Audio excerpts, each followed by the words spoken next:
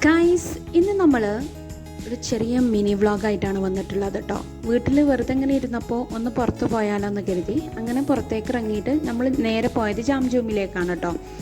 ജാംജൂമിൽ നിന്ന് ചെറിയ പർച്ചേസിങ്ങൊക്കെ നടത്തുകയാണ്. കാര്യമായിട്ടൊന്നും വാങ്ങാനില്ല, എന്നാലും ചെറിയ ഓഫേഴ്സൊക്കെ കണ്ടപ്പോൾ നമ്മൾ അത്യാവശ്യമായിട്ടുള്ള സാധനങ്ങൾ അങ്ങനെ മേടിച്ചു.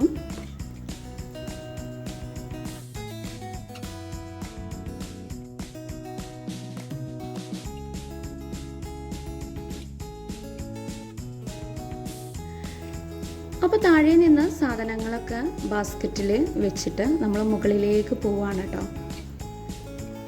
മുകളിലേക്ക് പോകുന്നത് അവിടുത്തെ സാധനങ്ങളൊക്കെ ഇങ്ങനെ കാണാൻ വേണ്ടിയിട്ടാണ്. നല്ല ഭംഗിയാണല്ലോ കാണാൻ. അപ്പോൾ ഓരോ സാധനങ്ങളും ഇങ്ങനെ നന്നായിട്ട് നോക്കി നിരീക്ഷിച്ചുകൊണ്ടിരിക്കുകയാണ് കേട്ടോ. നല്ല ഭംഗിയാണ്. ഓരോ വസ്തുക്കളും അവിടെ വെച്ചത് കാണാനും അതുപോലെ തന്നെ നല്ല നല്ല സാധനങ്ങളാണ്.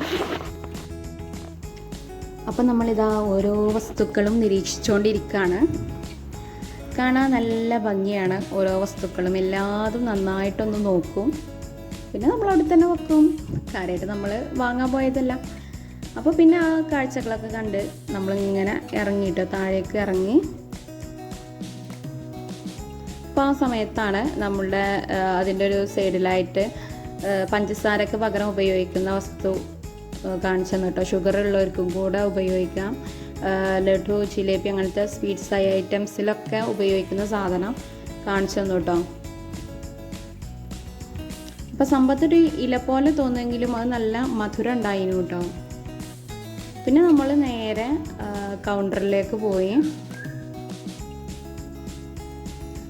കാര്യമായിട്ടൊന്നും വാങ്ങാനില്ലാതെ വെറുതെ കാണാൻ വന്നതാണ് കേട്ടോ. ഒരു ടൈം പാസിന് വന്നതാണ്.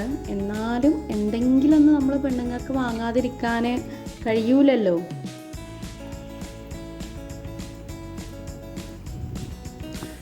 അപ്പോൾ അവിടുന്ന് വാങ്ങിയതിന് ശേഷം നമുക്ക് കൂപ്പണും കിട്ടി. ഭാഗ്യശാലി ആരാന്ന് നോക്കാൻ വേണ്ടിയിട്ട് അപ്പോൾ കൂപ്പൺ എഴുതാണ് കേട്ടോ. ഇങ്ങനെ നമ്മൾ കൂപ്പൺ എഴുതി കിട്ടുകയാണെങ്കിൽ നമ്മളൊക്കെ എന്നോ കോടീശ്വരന്മാരായിരുന്നു.